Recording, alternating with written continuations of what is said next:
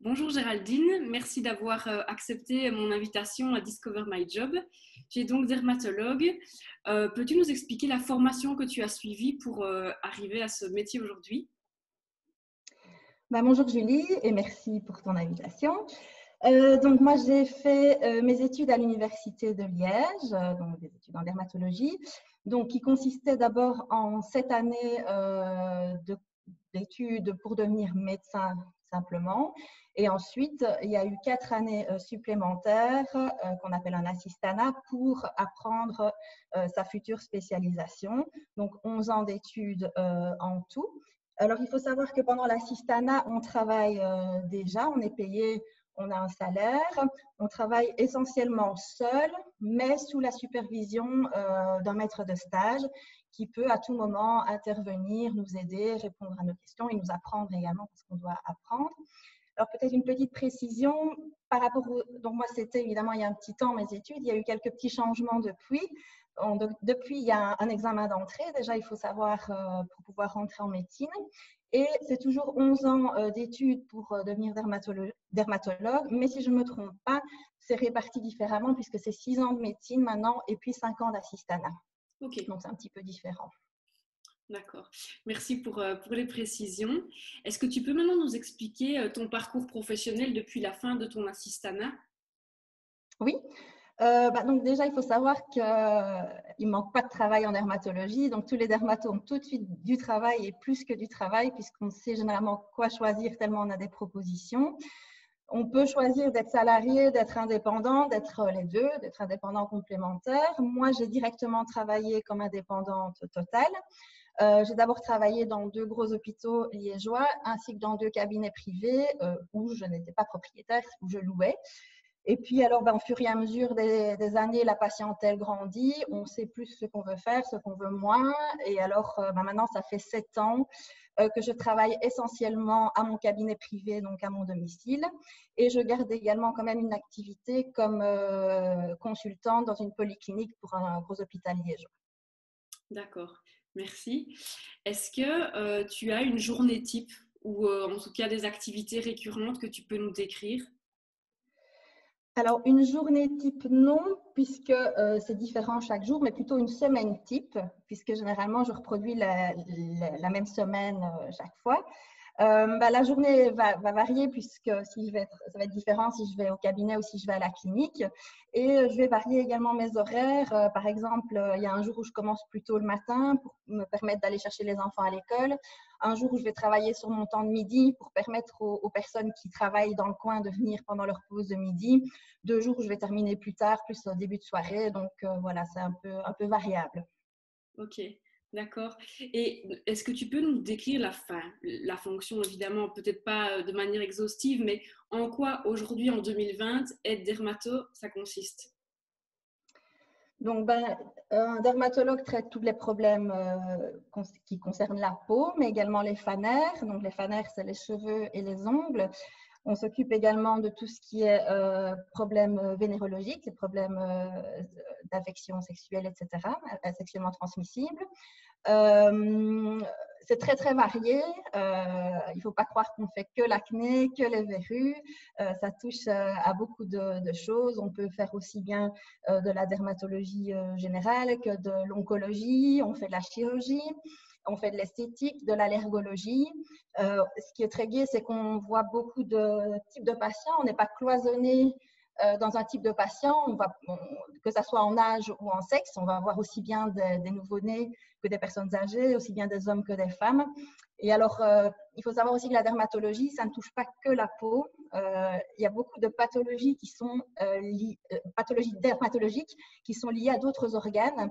Et on a également un rôle internistique de faire le lien entre ces pathologies et de chercher les problèmes qui pourraient être liés. C'est par exemple le cas pour l'instant avec l'épidémie de Covid, où on a remarqué des atteintes dermatologiques. Ça a mis du temps à se déclencher et maintenant on sait qu'on doit surveiller et faire le lien avec toutes ces pathologies qui existent.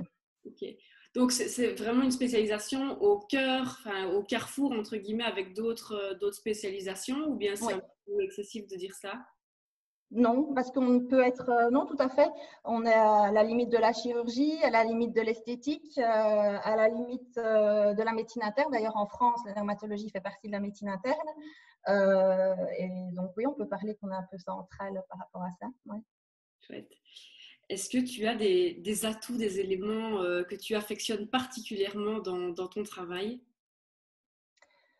Alors, ben, bon, il y a trois choses auxquelles je pense. Ben, ce que j'adore, moi, c'est le contact social. Ça, c'est clair que je pense que c'est primordial. J'adore les gens et j'adore parler avec les gens, donc même un peu trop parfois. Mais c'est vraiment gai. Franchement, les journées passent vite en voyant beaucoup de personnes. Alors, ce que j'aime aussi, c'est la diversité. C'est ce dont je parlais juste avant. Donc, la diversité aussi bien dans ce qu'on peut faire dans notre activité. Hein. Je parlais de l'oncologie, la chirurgie, les tranches d'âge, etc. Ça, c'est très gai. Et moi, ce que j'aime également, c'est la flexibilité. Alors, c'est un peu propre à ma façon de fonctionner, je pense. Mais sachant que je travaille essentiellement en cabinet privé comme indépendante, j'ai 3 enfants. Ça me permet quand même d'organiser mes journées. Voilà, si je dois aller chercher un enfant à l'école parce qu'il y a quelque chose, je sais m'arranger. Pareil, il y a une conférence pédagogique, les enfants peuvent rester à côté. Moi, entre 2 patients, je vais voir. Moi, je trouve que c'est agréable d'avoir cette flexibilité. Mais tout le monde ne travaille pas comme ça en dermatologie. Hein. Ça, c'est propre à moi. Ok, merci. Je suis sûre que tu me vois arriver avec mes gros sabots. Après les points positifs, un petit bémol. Moi, ce que j'aime le moins, ce qui est le plus difficile pour moi, et de nouveau, ça ne se rapporte qu'à moi, il y a certaines personnes, pas tous les dermatologues, c'est que j'ai du mal à dire non. Il faut savoir qu'on a des gros horaires, qu'on a beaucoup de patients et on a des délais souvent très longs en dermatologie, puisqu'il faut plusieurs mois pour avoir un rendez-vous. Que dans nos horaires déjà bien remplis, on doit rajouter des personnes qu'on a vues, qu'on doit revoir rapidement, qu'on doit opérer rapidement. Donc, on met sur nos temps de midi, qu'on met avant ou après nos consultations. Et qu'on a quand même beaucoup de pression de l'extérieur, de personnes qui veulent être vues plus tôt que le délai classique, souvent pour des raisons pas spécialement justifiées. Et j'ai un peu du mal à dire non.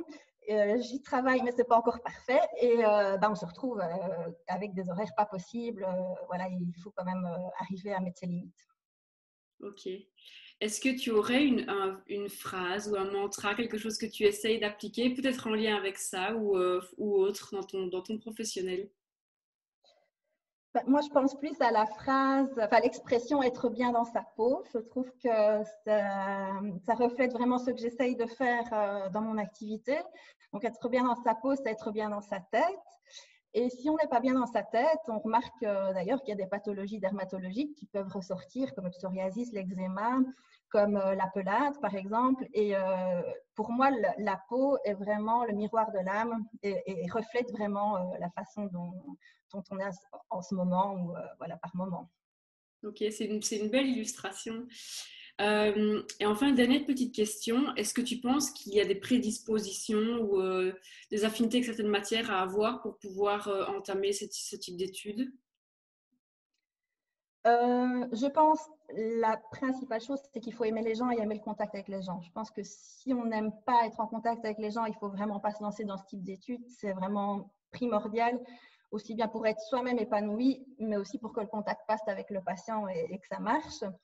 Ça, c'est la principale chose. Maintenant, il y a des petits détails. Bon, voilà, parfois, il faut avoir le cœur un peu bien accroché pour certaines choses. Pas avoir peur du sang, pas avoir peur de ce qui est un petit peu ragoûtant. Voilà, mais il n'y a pas que ça dans la dermato, heureusement. Mais de temps en temps, il y a des petites choses un petit peu plus difficiles.